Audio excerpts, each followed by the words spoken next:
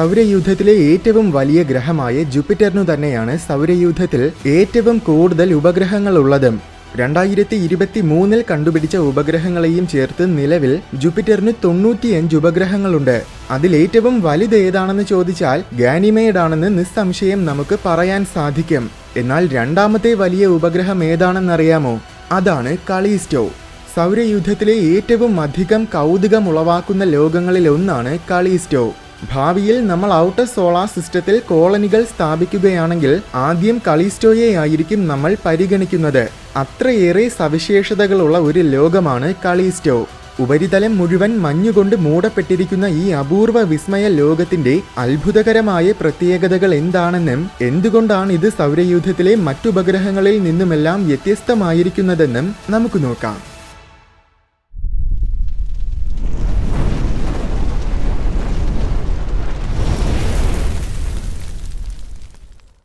ഗാനിമേഡും ടൈറ്റനും കഴിഞ്ഞാൽ പിന്നെ സൗരയൂഥത്തിലെ മൂന്നാമത്തെ വലിയ ഉപഗ്രഹമാണ് കളീസ്റ്റോ.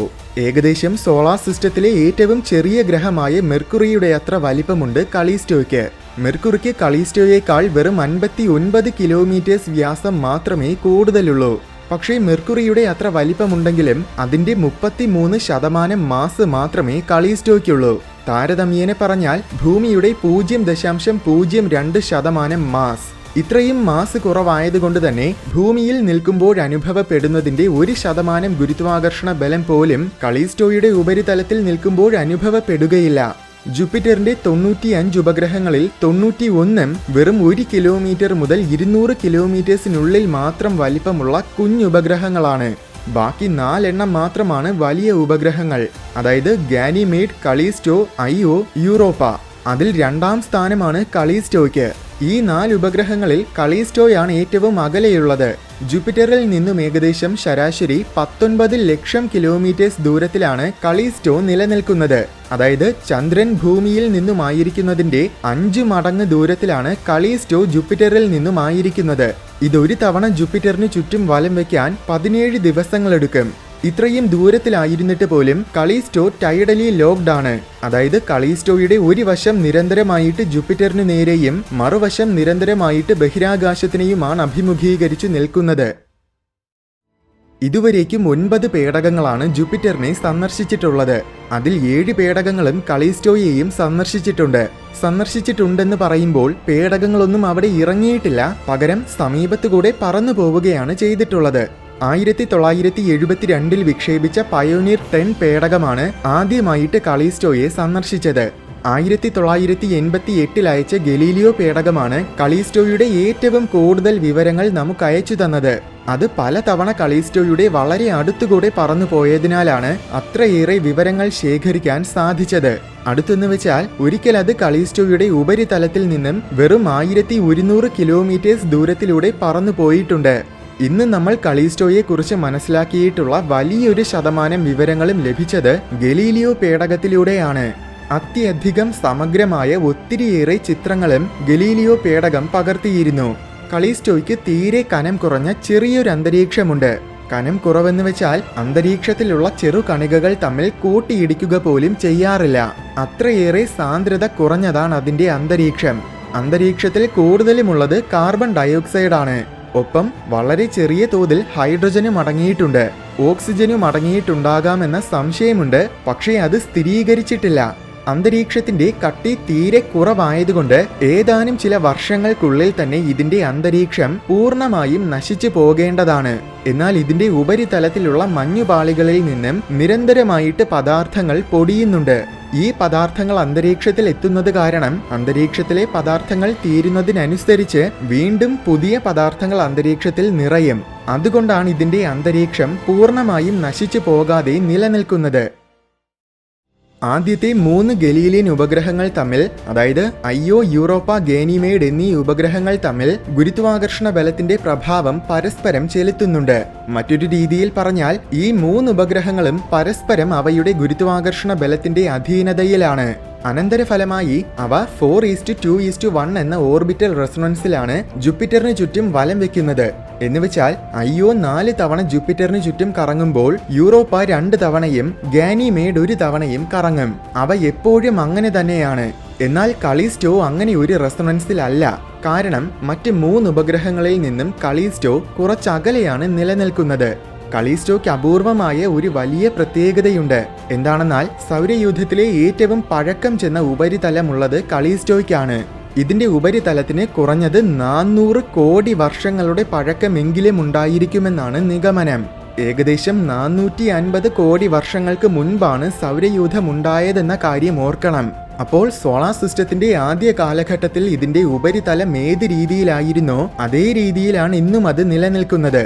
ഇത്രയും പഴക്കമുള്ളത് കൊണ്ട് തന്നെ ഇതിന്റെ ഉപരിതലം മുഴുവൻ ക്രേറ്റേഴ്സ് കൊണ്ട് നിറഞ്ഞിരിക്കുകയാണ്. അതായത് മറ്റ് ബഹിരാകാശ വസ്തുക്കൾ വന്ന് പതിച്ചതിന്റെ പാടുകൾ. ചെറുതും വലുതുമായ പല തരത്തിലുള്ള ക്രേറ്റേഴ്സിനെ ഇവിടെ കാണാം.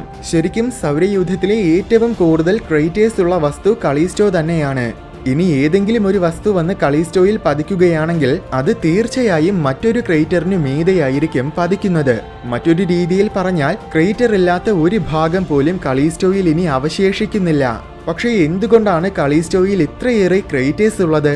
ഭൂമിയിലാണെങ്കിൽ പല തരത്തിലുമുള്ള ഭൂശാസ്ത്രപരമായ പ്രക്രിയകളും നിരന്തരമായിട്ട് സംഭവിച്ചുകൊണ്ടിരിക്കുന്നുണ്ട്. ടെക്ടോണിക് പ്ലേറ്റുകളുടെ ചലനം, ഉപരിതല ജലം, കാലാവസ്ഥകൾ, അഗ്നിപർവ്വത പ്രവർത്തനങ്ങൾ ഇതെല്ലാം തന്നെ ഉപരിതലത്തിന്റെ രൂപം മാറിക്കൊണ്ടിരിക്കാൻ കാരണമാകുന്ന പ്രക്രിയകളാണ്. ദിനോസറുകളെയെല്ലാം വംശനാശത്തിലാക്കിയ ഉൽക്കാപതനത്തിലുണ്ടായ ഭീമാകാരമായ ക്രേറ്ററിനെ പോലും ഇന്ന് നമുക്ക് നേരിട്ട് കാണാൻ കഴിയില്ല. വെറും 6.5 കോടി വർഷങ്ങൾക്ക് മുൻപാണ് ഭൂമിയിൽ അത് സംഭവിച്ചത്.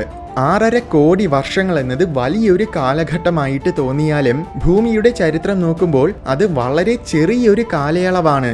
അപ്പോൾ അത്രയും ചുരുങ്ങിയ കാലത്തിനുള്ളിൽ തന്നെ ഇത്രയും വലിയൊരു ക്രേറ്റർ മാഞ്ഞുപോയെങ്കിൽ അതിനർത്ഥം അത്രയേറെ വേഗത്തിലാണ് ഭൂമിയുടെ ഉപരിതലം മാറിക്കൊണ്ടിരിക്കുന്നത്.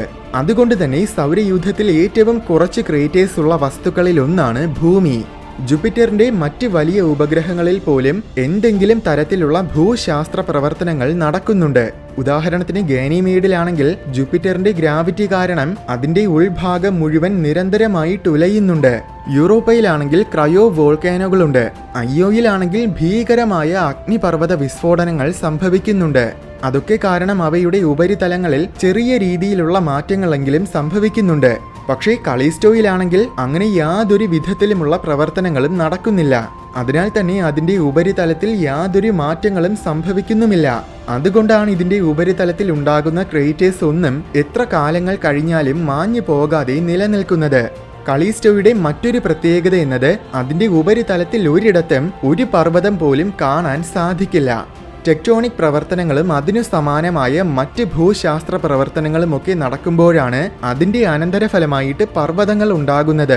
പക്ഷേ അതൊന്നും കലിസ്റ്റോയിൽ സംഭവിക്കാത്തതുകൊണ്ട് അവിടെ പർവ്വതങ്ങളുമില്ല. കലിസ്റ്റോ രൂപം കൊണ്ട സമയത്തിൽ അതൊരു സമുദ്രലോകമായിരുന്നിരിക്കാനാണ് സാധ്യത. ശേഷം കാലക്രമേണ ഉപരിതലം മുഴുവൻ തണുത്തുറഞ്ഞതുമായിരിക്കുമെന്നാണ് കരുതുന്നത്. ഇത് കലിസ്റ്റോയിലുള്ള ഒരു ബൃഹത്തായ ക്രേറ്ററാണ്. 1600 കിലോമീറ്റേഴ്സ് ആണ് ഇതിന്റെ വ്യാസം. ഡൈനോസേഴ്സിനെ ഭൂമുഖത്ത് നിന്നും തുടച്ചു മാറ്റിയ ഉൽക്കാപതനത്തിൽ ഉണ്ടായ ക്രേറ്ററിന് പോലും ഏകദേശം 180 കിലോമീറ്റേഴ്സ് ആണ് വ്യാസം. അപ്പോൾ 1600 കിലോമീറ്റേഴ്സ് വ്യാസമുള്ള ഒരു ക്രേറ്റർ ഉണ്ടാകാൻ കാരണമായ ഉൽക്കാപതനം എത്രത്തോളം ഭീകരമായിരിക്കുമെന്ന് ചിന്തിച്ചു നോക്കൂ. ഇതിനേക്കാൾ വലിപ്പമുള്ള മറ്റൊരു ക്രേറ്റർ കലിസ്റ്റോയിലുണ്ട്. അതാണ് വാൽഹല്ല ക്രേറ്റർ. ഇതാണ് സൗരയൂഥത്തിലെ ഏറ്റവും വലിയ മൾട്ടി റിംഗ് ക്രേറ്റർ. 3800 കിലോമീറ്റേഴ്സ് ആണ് ഇതിന്റെ വ്യാസം. ഈ ക്രേറ്റർ ഉണ്ടാകാൻ കാരണമായ കൂട്ടിയിടിയുടെ ശക്തി കാരണം കലിസ്റ്റോയുടെ ക്രസ്റ്റ് ഭാഗം പൂർണ്ണമായും ഇടിഞ്ഞു താഴ്ന്നിട്ടുണ്ടാകും. ഏകദേശം 200 കോടി വർഷങ്ങൾക്ക് മുൻപായിരിക്കും ഈ കൂട്ടിയിടി സംഭവിച്ചതെന്നാണ് നിഗമനം. അങ്ങനെയെങ്കിൽ ഈ വാൽഹല്ല ക്രേറ്റർ ആണ് താരതമ്യേന കലിസ്റ്റോയുടെ ഉപരിതലത്തിലെ കാലപ്പഴക്കം ഏറ്റവും കുറഞ്ഞ മേഖല. അതുകൊണ്ട് തന്നെ കലിസ്റ്റോയുടെ ബാക്കി മേഖലകളെ അപേക്ഷിച്ച് വാൽഹല്ലയുടെ ഭാഗത്തിൽ ക്രേറ്റേഴ്സിന്റെ എണ്ണം ശകലം കുറവാണ്. നമ്മുടെ ചന്ദ്രനിൽ കാണപ്പെടുന്ന ക്രേറ്റേഴ്സുമായിട്ട് താരതമ്യം ചെയ്യുമ്പോൾ കലിസ്റ്റോയിലുള്ള ഒട്ടുമിക്ക ക്രേറ്റേഴ്സും അധികം ആഴമില്ലാത്ത ക്രേറ്റേഴ്സ് ആണ്. ഉദാഹരണത്തിന് ഈ കാണുന്ന ക്രേറ്ററിന്റെ വീതി എന്നത് ഏകദേശം 100 കിലോമീറ്റേഴ്സ് ആണ്. എന്നാൽ ഇതിന്റെ ആഴം വെറും 600 മീറ്റേഴ്സ് മാത്രമാണ്. അതിന്റെ കാരണം ഒന്നുകിൽ ഒരുപക്ഷെ കൂട്ടിയിടികൾ സംഭവിക്കുന്നതിന് മുന്നേ അവ പൊടിഞ്ഞു പോകുന്നത് കൊണ്ടായിരിക്കും, അല്ലെങ്കിൽ ചിലപ്പോൾ കാലക്രമേണ മറ്റു ക്രേറ്ററുകൾ രൂപം കൊള്ളുമ്പോൾ സമീപമുള്ള പഴയ ക്രേറ്ററുകൾ നിരന്നു വരുന്നതുമായിരിക്കാം. ചില ക്രേറ്ററുകളിൽ നോക്കുമ്പോൾ ആ കൂട്ടിയിടിയിൽ നിന്നും പദാർത്ഥങ്ങൾ ചിതറിപ്പോയതിന്റെ അടയാളം വരെ വളരെ സ്പഷ്ടമായിട്ട് തന്നെ കാണാൻ സാധിക്കും. കലീസ്റ്റോയുടെ ഉപരിതലം അത്രയേറെ സുസ്ഥിരമാണെന്നാണ് അത് സൂചിപ്പിക്കുന്നത്. കലീസ്റ്റോയുടെ ഉപരിതലത്തിൽ നിന്നും ഏകദേശം 250 കിലോമീറ്റേഴ്സ് ആഴത്തിൽ ഒരു വലിയ സമുദ്രമുണ്ടെന്നാണ് സംശയിക്കുന്നത്. പക്ഷേ ഇതുവരേക്കും അത് സ്ഥിരീകരിക്കുവാൻ സാധിച്ചിട്ടില്ല. ഒരുപക്ഷെ അവിടെ സമുദ്രമുണ്ടെങ്കിൽ അവിടെ ജീവൻ ഉണ്ടായിരിക്കുമോ? നമുക്കറിയാവുന്ന തരത്തിലുള്ള ജീവൻ നിലനിൽക്കണമെങ്കിൽ അതിന് ദ്രാവക രൂപത്തിൽ ജലവും വേണം, പിന്നെ ഊർജവും ആവശ്യമാണ്. കലീസ്റ്റോയിൽ ചിലപ്പോൾ ദ്രാവക രൂപത്തിൽ തന്നെ ജലമുണ്ടായിരിക്കാം, പക്ഷേ ഊർജം ലഭ്യമല്ല. സൂര്യനിൽ നിന്നും ഏകദേശം 80 കോടി കിലോമീറ്റേഴ്സ് ദൂരത്തിലായതുകൊണ്ട് ഉപരിതലത്തിനു മടിയിലുള്ള സമുദ്രത്തിൽ എന്തായാലും സൗരോർജം ലഭിക്കില്ല. കോർ ഭാഗം ചൂടുള്ളതാണെങ്കിൽ ഒരുപക്ഷെ അതിൽ നിന്നും ഊർജം ലഭിക്കും. എങ്കിലും അത്രയും ഊർജത്തിൽ ജീവൻ നിലനിൽക്കുമോ എന്നത് വളരെ വലിയൊരു സംശയമാണ്. നിർഭാഗ്യവശാൽ കലീസ്റ്റോയിലേക്ക് റോവർ വാഹനങ്ങളെ അയച്ചാൽ പോലും അവിടെ ജീവനുണ്ടോ ഇല്ലയോ എന്നത് മനസ്സിലാക്കാൻ നമുക്ക് യാതൊരു നിർവാഹവുമില്ല. കാരണം യൂറോപ്പയും എൻസെലേഡസും പോലെയുള്ള മഞ്ഞു ലോകങ്ങളിലാണെങ്കിൽ ഉള്ളിലെ സമുദ്രങ്ങളിൽ നിന്നും ജലം പുറത്തേക്ക് പൊട്ടിയൊഴുകുന്ന വെന്റുകളുണ്ട്.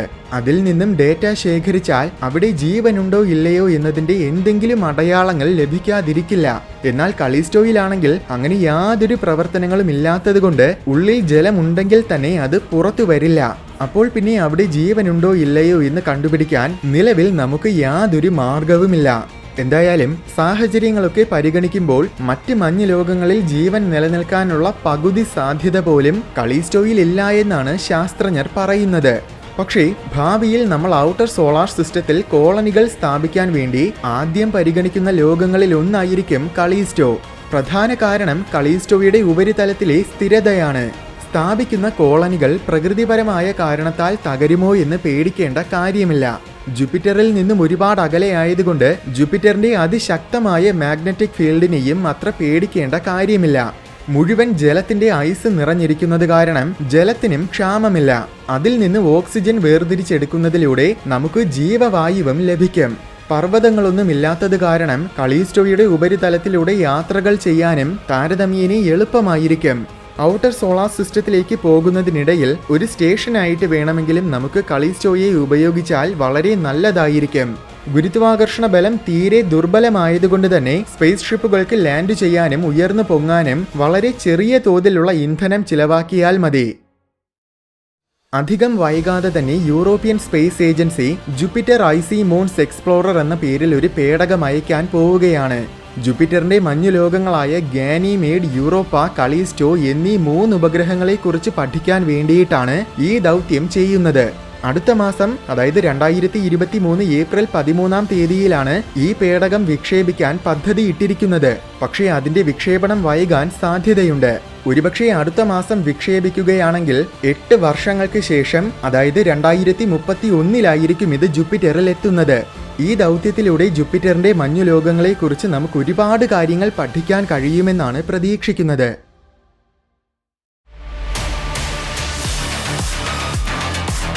വീഡിയോ ഇഷ്ടമായെങ്കിൽ ലൈക്ക് ചെയ്യണമെന്നും ഇതുപോലെ കൗതുകവും വിജ്ഞാനവും നിറഞ്ഞ കൂടുതൽ വീഡിയോസ് കാണാനായിട്ട് ഈ ചാനൽ മറക്കാതെ സബ്സ്ക്രൈബ് ചെയ്യണമെന്നും ഓർമ്മിപ്പിക്കുന്നു.